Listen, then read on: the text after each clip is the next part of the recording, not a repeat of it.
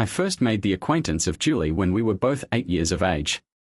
Initially, we engaged in frequent play dates and attended each other's birthday celebrations as our mothers and subsequently our fathers were close friends. Her father was affluent, holding the position of president of a technology company, while mine was of upper middle class status. Julie possessed long brown hair and a striking appearance. Her pale blue eyes were a striking feature that captured my attention during our middle school years. We both embraced the goth emo style and were considered outcasts. Julie had short black hair and was somewhat chubby, while I was a tall, thin individual. I worked diligently mowing lawns throughout the summer and saved up to purchase a ceramic unicorn for her. When I proposed a relationship with her, she accepted. She accepted my proposal. I was confident she would. By the end of 7th grade, she had decided to alter her appearance and social circle. She made it clear that I needed to adapt with her or risk being left behind. I changed as well by the end of our sophomore year in high school. Julie underwent a significant transformation. She became physically fit from swimming, grew out her hair and dyed it blonde. I also underwent a transformation thanks to braces, weightlifting with the football team and participating in track and field. I could have played football, but I did not have a strong inclination towards it. Julie believed that only fools played the sport, but I was ambivalent about it. Although Julie was the object of male attention, she appeared to display loyalty to me. However, I later discovered that she was engaging in intimate relationships with males from other educational institutions at social gatherings. Despite my own interest in female companionship, Julie would deter potential partners by issuing a veiled warning. Initially, she would socially destroy them if they persisted. One girl was bullied so badly that she did not return to school. However, I never found out the full story. In all honesty, I was not interested in any of those girls because Julie was far more attractive and she was aware of this. The first significant issue I had with her occurred at the senior level. At the prom, I emerged from the restroom to find several girls approaching me. They expressed their regret and inquired about my intended course of action. I inquired about the nature of their concern and was informed that Julie had engaged in a slow dance with another male and kissed him on the dance floor. I confronted Julie about this incident and she attempted to persuade me that it was not consensual. I was prepared to take immediate action. She suggested that we locate the individual in question and physically assault him. However, she ultimately dissuaded me from pursuing this course of action, instead proposing that we depart for a hotel. She had already reserved a luxurious room and asserted that we would engage in sexual intercourse that evening. We proceeded with this plan, and I can confirm that neither of us was at fault. After we graduated, we both attended the same college. I majored in computer science, while she inquired about her studies and was informed that she was enrolled in the art history program. I initiated a discussion about the subject and was fortunate to be selected as the winner of a lottery for a superior dormitory room with its own bathroom. In contrast, Julie resided in a luxurious condominium in close proximity to mine. She expressed a desire to purchase new hardwood furnishings for my room, including a distinctive desk chair from her father's office. This chair, manufactured by Herman Miller, was particularly noteworthy. I find myself nostalgic for it. Despite my objections, she consistently purchased attire for me and occasionally bestowed gifts as well. During my 3rd year of college, I was engaged in academic pursuits within the library when a colleague contacted me. He conveyed that he had learned of my separation from Julie and extended an invitation to a social gathering with female companions. I was taken aback and inquired about the circumstances surrounding this invitation. He proceeded to divulge that he had observed Julie engaging in intimate physical contact with another male individual at a social gathering. This individual was identified as Second Bass. After the observation, Julie promptly escorted the individual in question to her vehicle. Upon learning of this incident, the individual in question inquired about the status of our relationship. In response, Julie asserted that our relationship had concluded. I subsequently resolved to confront Julie regarding this matter. I proceeded to her condominium, as I possessed a key to the premises. Upon entering the residence, I observed a considerable level of noise pollution. The music was audibly loud, and upon peeking into the bedroom, I observed the couple engaged in a sexual act. What particularly stood out to me was the sight of her with his shirt over her head and his chest covered in her lipstick. I verbally expressed my shock and disgust, and she responded with a carefree expression.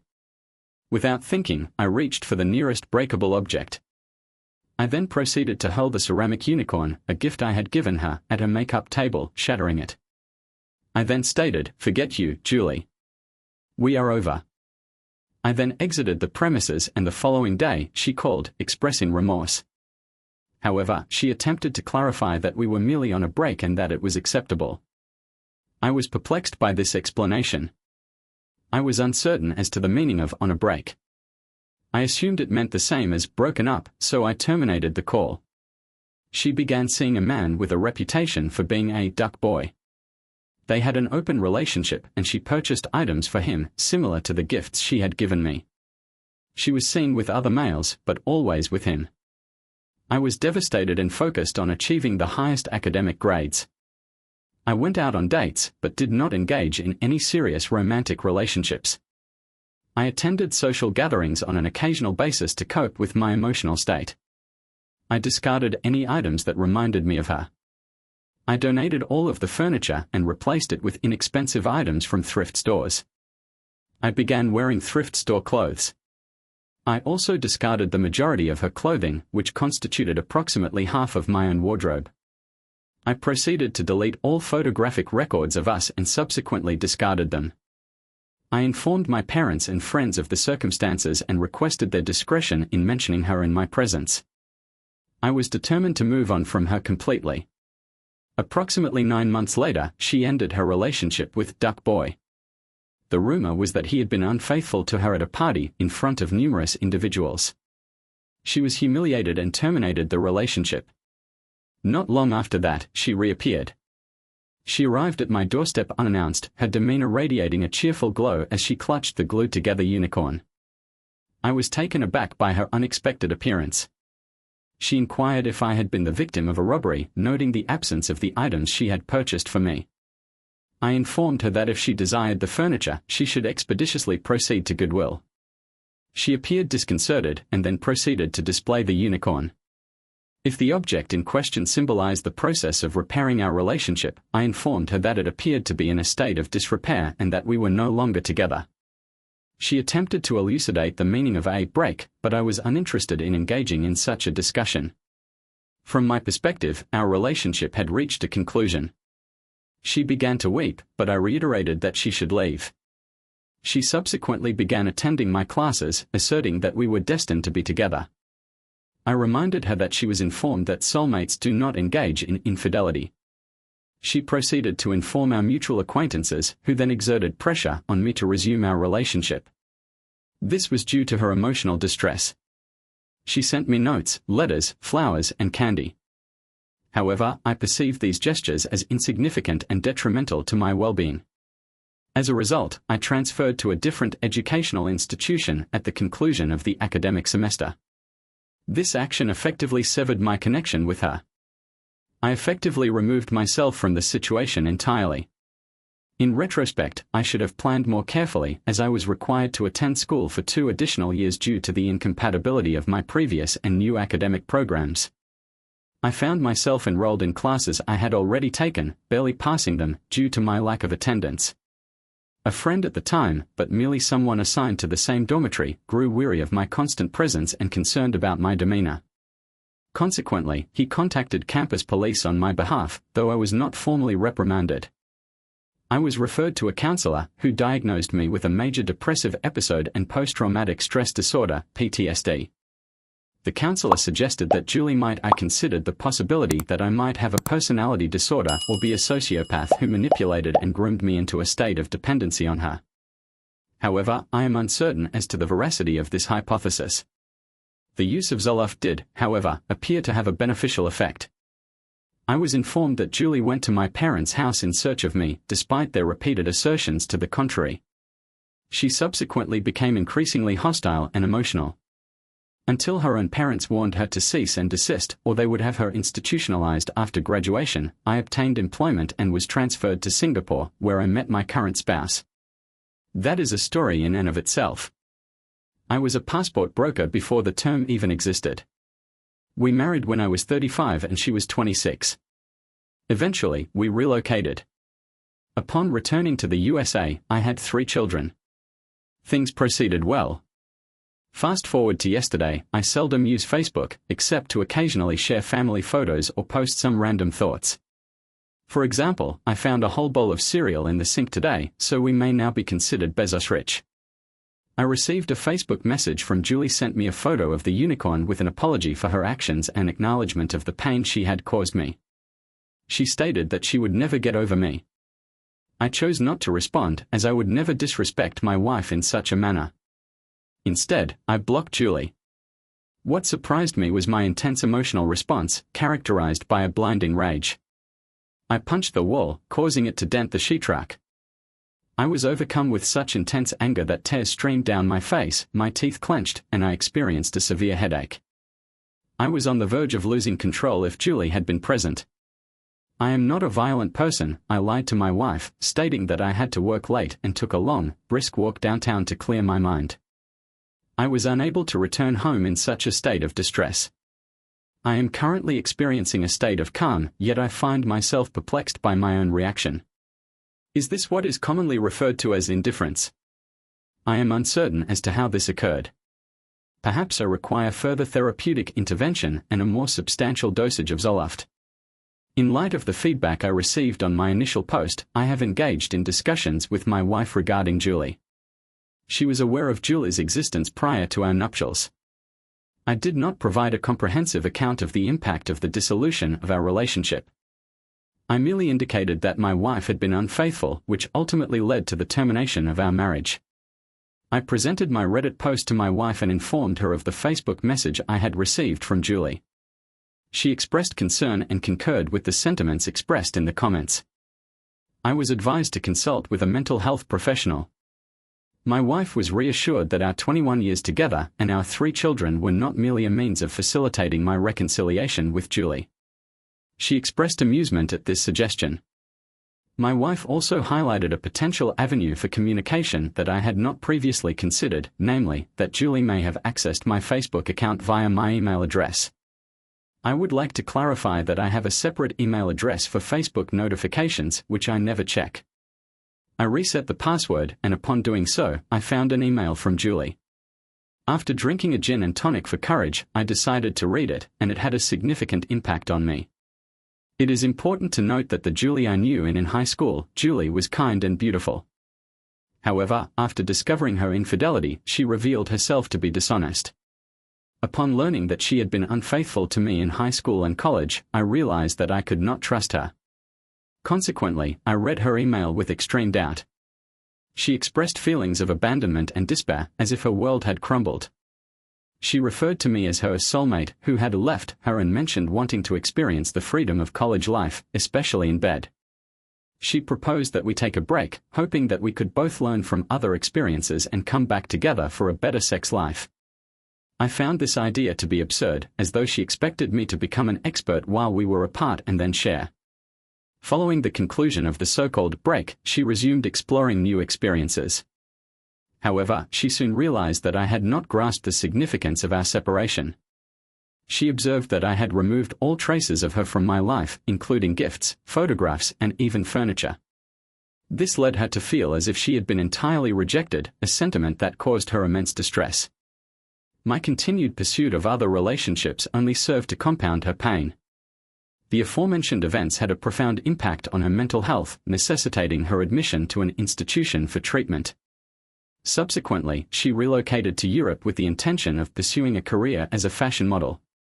It is plausible that I failed to attend the European fashion model booth at my school's career day, as it was situated between the rockstar and billionaire Playboy booths.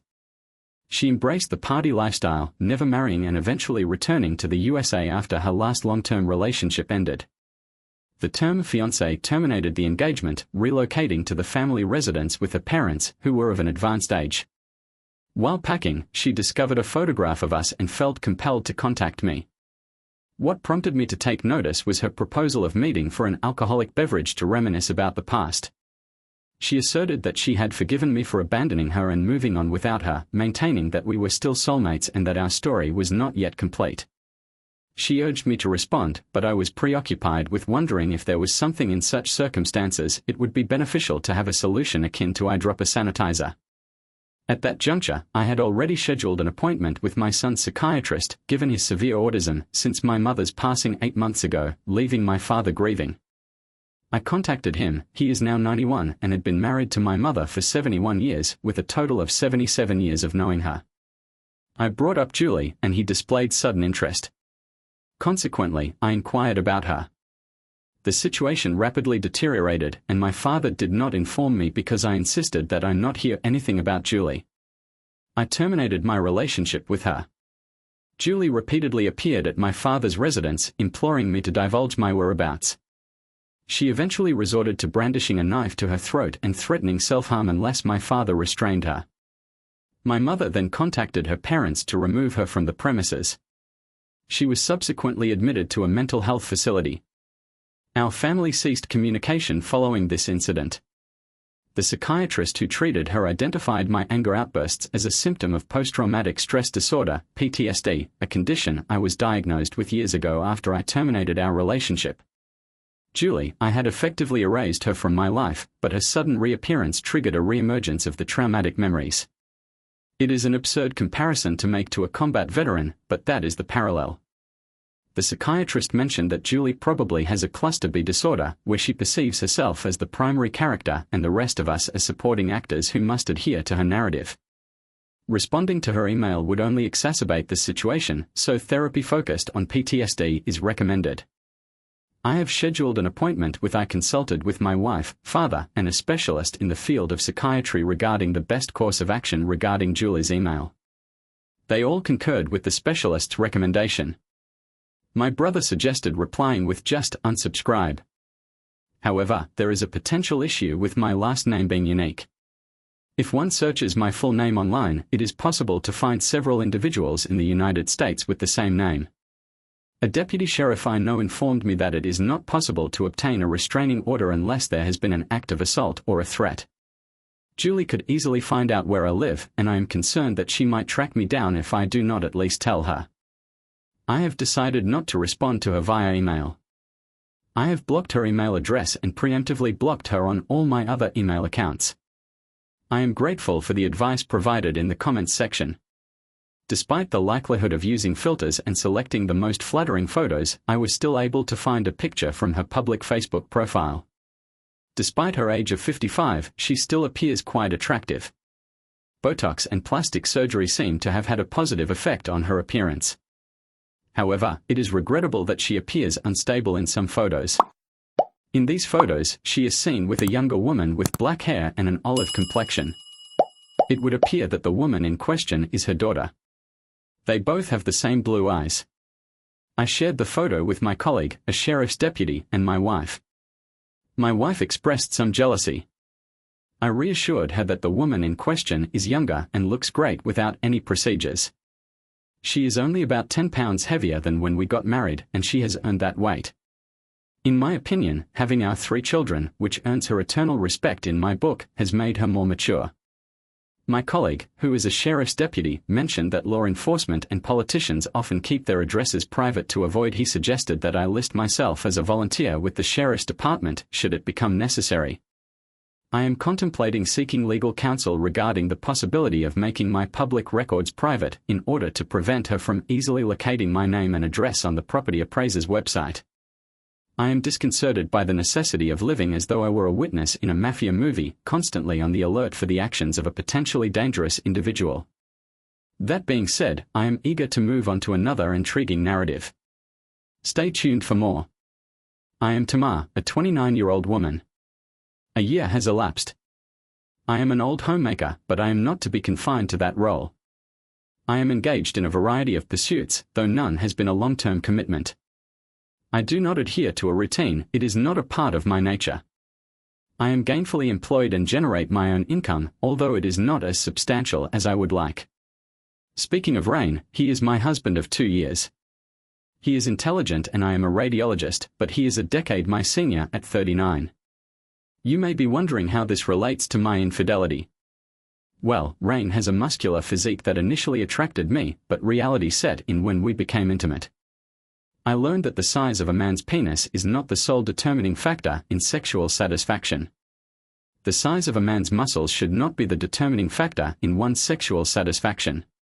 Despite Rain's efforts, our intimate life is lacking. His work obligations leave him with little time for intimacy, which has led to my seeking fulfillment elsewhere. I knew Rain could not satisfy me fully, yet I remained in the relationship due to other factors. He satisfied other criteria I had hoped he would improve upon, but he never did. I endured this situation until I observed Axel's impressive size, which prompted a significant fear of missing out. I will now provide detailed information about Axel. He was previously my partner, but that is no longer the case. All of that is now in the past. He is the individual with whom I engaged in extramarital relations while I was still married. In all honesty, he is the one who piqued my curiosity and encouraged me to cross the line. I found it impossible to resist discovering what it was like to be with a man like him. Before I provide further details, I will summarize the relevant information. I will now provide a detailed account of how I met Axel. As previously stated, I am not inclined to adhere to a single approach. Instead, I am interested in exploring diverse options to maintain a sense of novelty. My friend Rachel shares this inclination, and we recently collaborated as business partners. We have recently begun to explore the domain of online menswear. I am aware that this may appear an unusual venture, but I can assure you that I have previously engaged in more unconventional pursuits. I am always seeking to identify the latest trends and sources of revenue. We have previously attempted to sell clothing and even women's wear online, but the market is highly competitive. There is a vast array of women's clothing stores, and we have observed that women are more likely to engage in bargaining and to pay less than men. This prompted us to consider a different approach. Men tend to order what they want, and price is not a significant factor. Take, for instance, the case of Take Rain. He is a prime example of the type of customer who orders items without hesitation. I often discover later that he has been the victim of fraud. This is the type of customer that I wanted to attract to my business. We initially attempted to sell men's clothing as a mere experiment. However, the profits that we generated were significant, and it became evident that this was a business venture that was worthy of continued investment. I required funds to secure a storefront and purchase the necessary equipment. Rain was willing to provide me with the necessary capital when I requested it, which was not a common occurrence, given that I rarely requested financial assistance. Unless I intend to reinvest it, thanks to his assistance, Rachel and I launched our store. I will note that things proceeded quite rapidly. Our business was thriving, and I was enjoying the experience immensely. Sales were robust and customers were arriving in significant numbers. Many of the men preferred to visit the store and try on the clothes themselves to ensure a proper fit. Rain had mentioned that men often have difficulty finding clothes that fit well, particularly around the arms and other areas. Fortunately, I had the capacity to accommodate this need by setting up a fitting room. Initially, he was supportive of the business and a regular customer. However, he subsequently began expressing the opinion that women should not be selling men's clothes. Initially, I ignored this, but it subsequently caused tension in my marriage. In retrospect, I believe I should have heeded his advice, as had I not started the clothing business, I would never have encountered Axel. Axel was a regular customer who usually purchased shoes and ties from our online shop. We conducted the majority of our business through Instagram, so he never had to visit the store in person. One day, however, he decided to conduct an in-person inspection, particularly due to concerns about potential sizing discrepancies. Given our shared Canadian nationality, it was convenient for him to drop by the store. I was pleasantly surprised to find that he was even more attractive in person than he appeared on social media. He informed me that he was seeking some basic items, such as singlets, boxers, polos, and tuxedos, were available, and we were fortunate to have them in stock.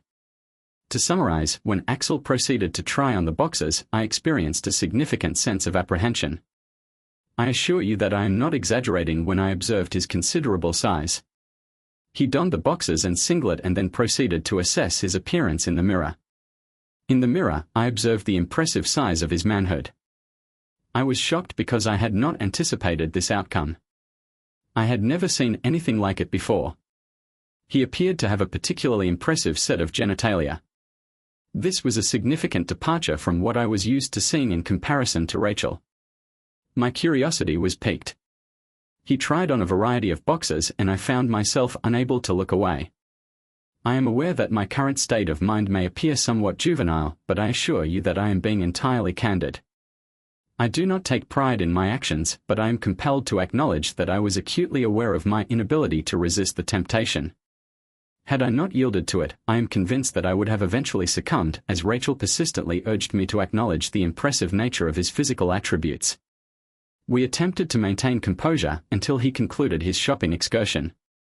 Once he had departed, Rachel was unable to refrain from discussing his physical attributes. I was compelled to intervene, as I was aware that I was susceptible to divulging information. I attempted to appear indifferent, feigning disinterest, yet I was acutely aware of his presence throughout the day. I recognized the gravity of the situation when I returned home and was unable to engage in physical intimacy. In comparison to my husband, Axel's size seemed to be a constant source of frustration. Having never been with someone as well endowed as Axel, I had been feeling unsatisfied with my husband for some time.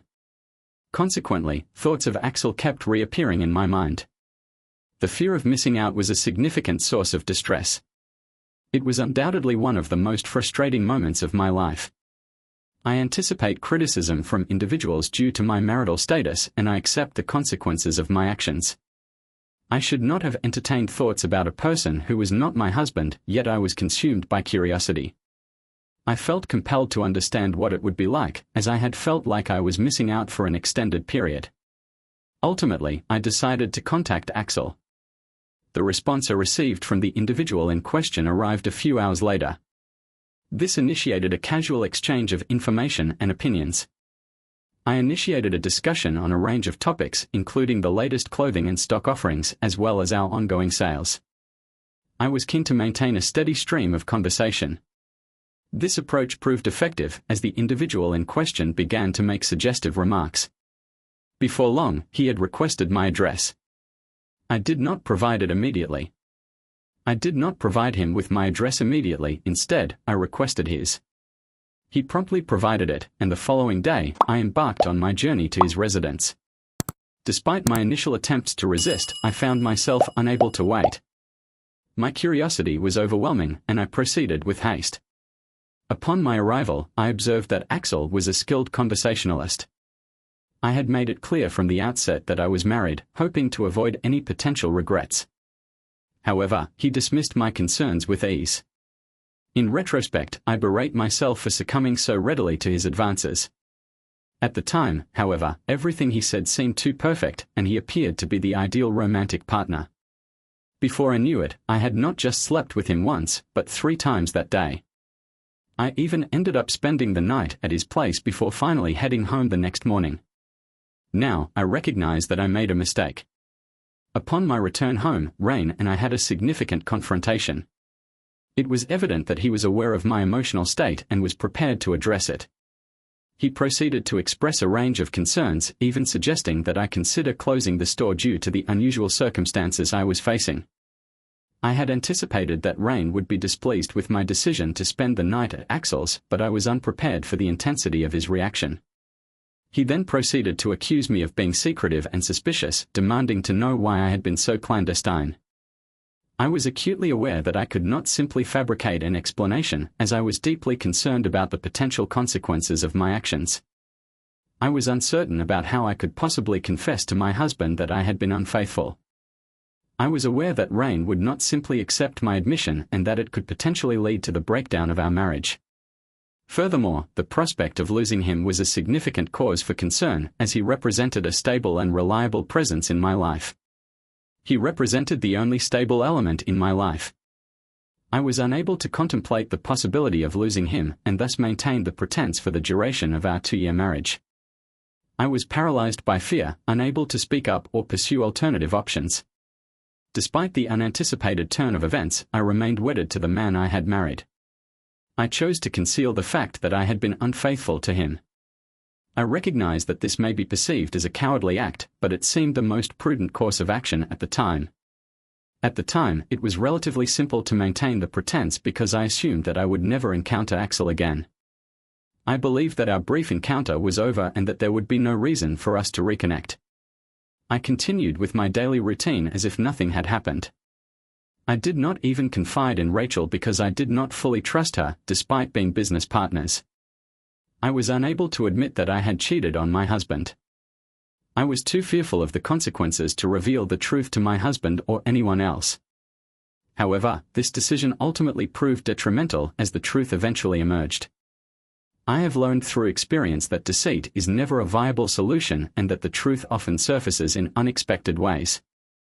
One might succeed in concealing it for a period of time, but eventually it will inevitably come to light. In my case, the truth did indeed emerge. The affair had repercussions beyond my relationship with my husband.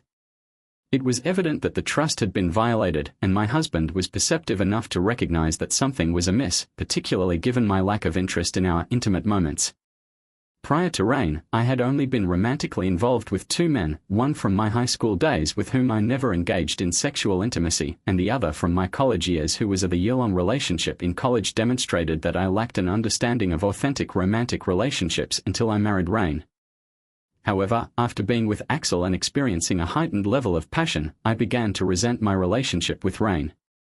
I found myself dreading intimate moments with him because they lacked the intensity one had experienced with Axel. Initially, Rain was patient with me, but eventually, he grew frustrated and impatient. He persistently questioned why I was avoiding intimacy, and I repeatedly offered excuses, such as feeling unwell. When we did engage in sexual intercourse, he could discern that I was not fully engaged. My reluctance persisted for several months before I finally revealed the truth. In retrospect, it was long overdue. Rain is perceptive, and he began monitoring my behavior more closely after that. I was aware that he was watching me, but I feigned ignorance to avoid raising his suspicions further. I acted clueless to keep him from becoming more suspicious. Then, something unexpected occurred. I received a call from Axel. I was taken aback because we had agreed it was a one-time thing. I am aware of the implications of my actions and do not require admonishment. I acknowledge the foolishness of my conduct and accept responsibility for my missteps. I recognize that I made mistakes and that my actions were not commendable. However, in that moment, I was consumed by my own thoughts and believed I was not doing anything wrong. I justified my actions by fulfilling my own desires. I considered my actions to be natural and therefore not worthy of guilt. I was unfair to Rain. If he had been the one to cheat, I would have been devastated. After Axel called me, he suggested we go on a date. This seemed unusual because he was not one to take things slowly. Nevertheless, I decided to hear him out. He proposed a date during our time together. He then revealed his feelings, stating that he liked me. I was taken aback, particularly given that he was aware of my marital status. I was unable to comprehend why he would express such sentiments to a married woman. What was his expectation? Did he believe I would abandon my husband and pursue a romantic relationship with him? I was uncertain as to the nature of the relationship I was pursuing with him. Given the difficulties I was experiencing in my marriage, I was reluctant to complicate matters further. I therefore requested that he postpone further contact until I had had time to reflect. Following this, he continued to contact me frequently, but I was aware that I could not develop genuine feelings for him. I was drawn to the emotional and physical intimacy he offered, but I was also aware that there were significant obstacles to a long-term relationship. His proficiency in the bedroom ultimately led me to concede. Despite my initial resistance, the fear of missing out resurfaced, prompting me to seek one more experience. I recognized the flawed nature of this decision, yet at the time, I genuinely believed it was in my best interest. I arranged to meet with Axel one final time, spending another night with him. After that, I informed him that I could no longer see him because my husband was becoming aware of our relationship and I was concerned about raising further suspicion. Axel understood and agreed that it was for the best. He promised not to contact me again and mentioned that he was planning to leave Canada due to a work transfer. I deleted his number and left his place that day. I then went home. I returned directly to my residence, operating under the assumption that Rain would be at work and not yet home. However, I was incorrect in this assumption. Upon my arrival, Rain was already waiting for me. Given Rain's tendency to prioritize work responsibilities, his presence at home was unexpected. You may be curious as to why his homecoming caused me such distress. The fact that I had spent the night away and did not return contributed to my unease. Previously, we had experienced disagreements regarding this matter, so I anticipated that there would be conflict. I was certain that Rain had chosen to remain at home specifically to confront me about my late-night activities. My assumption proved correct. He did not allow me the opportunity to settle in before launching into a verbal attack, accusing me of infidelity. I was taken aback, Ed, because I had not anticipated that he would suspect me of such a thing. I was taken aback when he accused me of cheating. I had not anticipated that he would make such a connection between my nighttime activities and infidelity. The argument quickly intensified, and despite my attempts to avoid admitting to infidelity, they were ultimately unsuccessful. He persisted in pressuring me to divulge the details of my whereabouts. He inquired about the purpose of my prolonged absence and the reason for my failure to return home. He even demanded to know the specifics of my whereabouts during that time. The questions posed by my spouse during the night, when I did not return home for the second time, caught me off guard. I had not anticipated such inquiries, as I believed he would be at home. Consequently, I was unprepared to provide the answers he sought during our heated exchange. My spouse accused me of acting superior and aloof by denying him intimacy at night. He attempted to discredit my self-assurance, which prompted me to lash out and admit to infidelity. I informed him that he was unable to satisfy me sexually, and thus I sought out a partner who could. It was not until I articulated these sentiments that I realized he was attempting to prompt me to admit the truth. He was uncertain about my infidelity, he merely wanted me to confess. I fell prey to his machinations, and thus my marriage came to an abrupt end. My husband was enraged, and he nearly assaulted me. I hold his self-control in high regard. I should have exercised restraint. My anger clouded my judgment, and I made a mistake. He removed me from the marital residence that same day, and 2 weeks later, I was served with divorce papers. He did not even bother to speak with me in person, and I have not heard from him since I signed the papers. I am now awaiting our court date to finalize the divorce.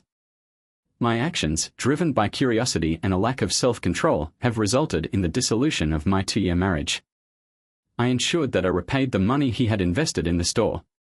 Fortunately, I was able to return it to him, thanks to the profits I had made. He only communicated with me through his lawyer and never spoke to me directly after our last conversation, when I confessed to cheating. I have been consumed with guilt and regret ever since. I wish I could undo everything, but it is too late now. I allowed my desires to lead me down a path I deeply regret. It is true what they say, you do not realize what you have until it is gone. A few months ago, I never thought I would miss my ex-husband. My husband and I both believed that infidelity was the solution to our problems. However, in retrospect, we realized that our actions were misguided. We should have never married in the first place if we felt unsatisfied. It was unfair to him and to me.